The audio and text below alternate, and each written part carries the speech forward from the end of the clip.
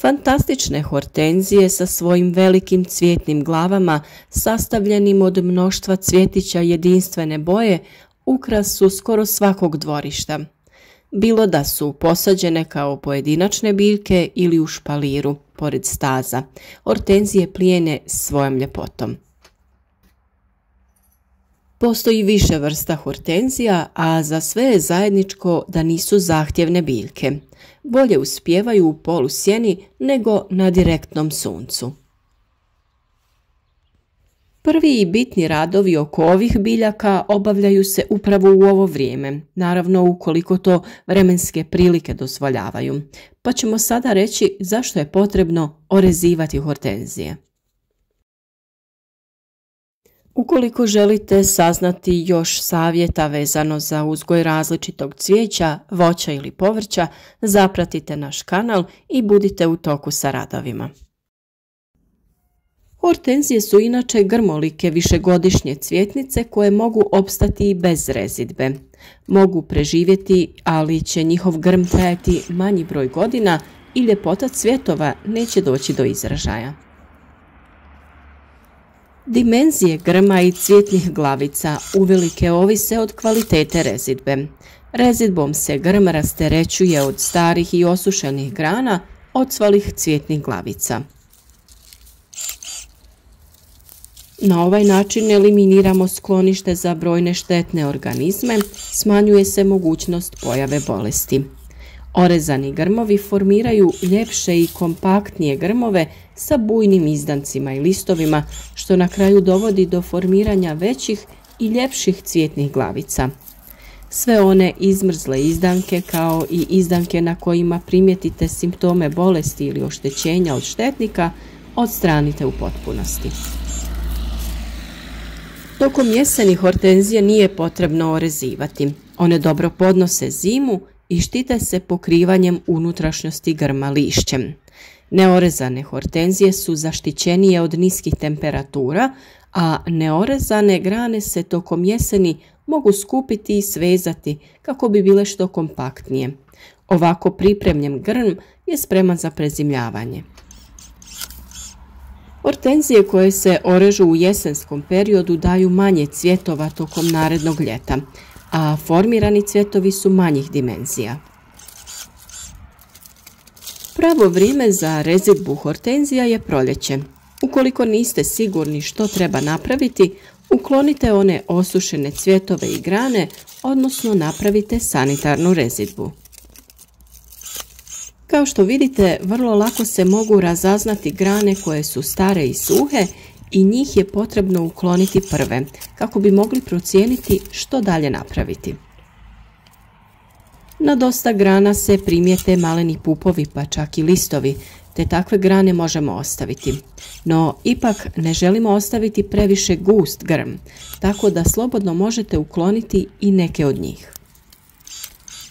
Najznačajnije pravilo rezidbe hortenzija je da ih nikad ne prikraćujemo ispod 50 cm.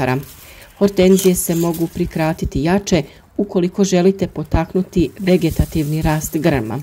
Ovako jako orezan grm će formirati vrlo malo cvjetova ili će cvjetanje skroz izostati. Kod prikraćivanja je bitno da rez bude neposredno iznad pupa do kojeg želite prikratiti granu. Iz sredine grma izrasti će nove mlade grane, a i ove stare drvenaste će iz već formiranih pupova pustiti lijepe bočne izdanke. Hortenzije se prihranjuje u proljeće prije vegetacije i cvjetanja. Tokom razdoblja cvjetanja poželjno je prihranjivati barem jednom mjesečno gnojivima za cvjetnice na bazi dušika. Najčešće se koristi tekuće mineralno gnojivo koje se dodaje prilikom zalijevanja. Prije sadnje zemlja se može obogatiti i kompostom, a za postizanje drugih boja koriste se borove iglice. Također za uzgoj su poželjna i druga ekološka gnojiva kao što je kopriva namočena u vodi. Video o pripremi hranjiva od žare ili koprive naravno imate već na našem kanalu. Mi smo naše hortenzije koje su u zemlji prehranili sa stajskim đubrivom. Okopali smo zemlju oko biljke, pazeći pri tome da ne oštetimo korijenje. U zemlju smo dodali manju količinu đubriva i prekrili sa tankim slojem zemlje. Na ovaj način biljka će dobiti prirodna hranjiva i sve što joj je potrebno za uspješan rast i daljnji razvoj i napredak.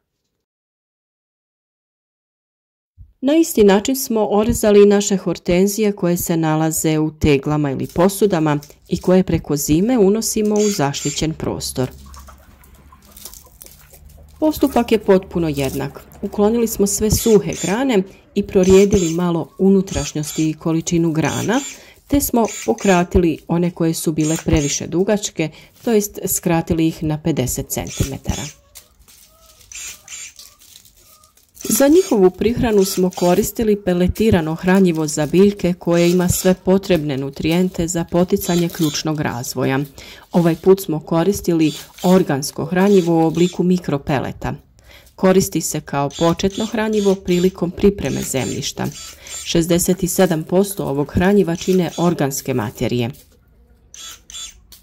Hranjivo dovodi do povećanja humusa u zemljištu, bogato je aminokiselinama, bez patogenih mikroorganizama i sjemena korova.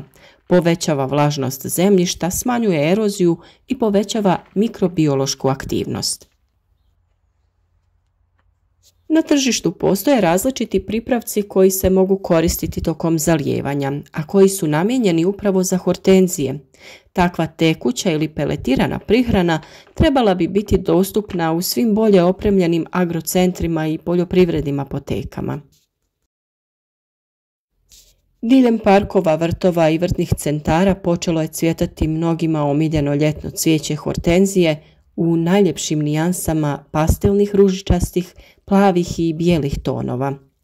Danas su ljeta nezamisliva bez njih, a odlična je vijest to da se mogu uzgajati i na najmanjem balkonu, pa čak i prozorima. Samo je potrebno imati u vidu nekoliko detalja. Prvo je važno pripaziti na veličinu tegle ili posude. Hortenzije su biljke koje relativno brzo rastu, pa već za godinu dana mogu značajno uvećati veličinu svog korijena, a time i drugih dijelova. Zato je nužno pripaziti na veličinu tegle prilikom sadnje. Izbjegavajte držati ih u plastičnim teglama u kojima ste ih kupili, te ih svakako presadite. Neka tegla bude u skladu sa vrstom hortenzije koju ste kupili, jer se njihova veličina kreće od pola pa sve do više od 2 metra. Drugo što trebate znati je da ih je bolje smjestiti u sjenovito područje. Ove biljke idealne su za male balkone jer pružaju zaštitu od pogleda, ali da bi uspješno rasle, potrebno ih je smjestiti u to sjenovito polusjenovito područje. Njihovo idealno stanište trebalo bi biti okrenuto prema istočnoj ili jugoistočnoj strani svijeta. Tako će hortenzija dobiti jutarnje i prijepodnevne sunčeve zrake, no neće im biti izložena tokom podneva i popodneva, kada su temperature zraka ujedno najviše.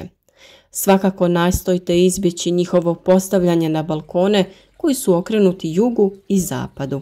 Kada pak stigne zima, premjestite ih u unutrašnjost vašeg doma ako imate prostora, ali ne u one prostore u kojima je izuzetno toplo. Treći vrlo važan savjet jeste da ih zalijevate 2 puta dnevno. Sam naziv ovih biljaka dolazi od grčkih riječi hidros, što znači voda, i angos, što znači tegla, a to dovoljno govori o tome koliko im je potrebno vlažno tlo. Zato ih tokom najvećih ljetnih vrućina trebate zalijevati ujutro i navečer, dok će tokom manje sparnih dana i jedno zalijevanje biti dobar uspjeh. Ove biljke imaju iznimnu moć regeneracije, pa će čak i one uvele nakon jednog zalijevanja ponovno živnuti. A naravno tu je i jedan dodatni trik. Ono po čemu su hortenzije jedinstvene u biljnom svijetu je to što mogu promijeniti boju svojih cvjetova. Postoji vrlo jednostavan način na koji sami možete kreirati paletu boja svojih hortenzija. Naime, tajna je u pH vrijednosti tla. odnosno njegovoj kiselosti ili lužnatosti. Ako je pH tla niži od 6, cvijeće će biti ljubičastih i plavih tonova, a ako je viši od 7, možete očekivati ružičaste tonove. Kako biste saznali koliki je pH zemlje kojom raspolažete, u vrtnim centrima možete nabaviti jednostavni pH tester. Kada saznate vrijednosti i želite sniziti pH, dodajete aluminijev sulfat u zemlju.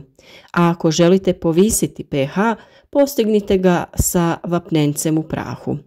Ipak, imajte na umu da će bijele hortenzije gotovo uvijek ostati bijele jer one vrlo teško mijenjaju boju. Ukoliko vam je ova kratka uputa bila nedostatna, cijeli video o tome kako možete promijeniti boju vaših hortenzija imate već na našem kanalu. Naravno, ukoliko vam je ovaj video bio koristan, bilo bi nam drago da ga podijelite sa vašim prijateljima na društvenim mrežama kako bi i drugi ljudi imali koristi od naših savjeta. A za savjete o uzgoju raznog cvijeća, voća i povrća, prirodnim načinima zaštite, zapratite naš kanal i svakodnevno pratite naše korisne savjete. Ostavite like, pišite komentar, javite nam se od kud nas pratite i naravno bilo kakva pitanja ostavljajte u komentarima i mi ćemo se potruditi da vam odgovorimo u što kraćem roku.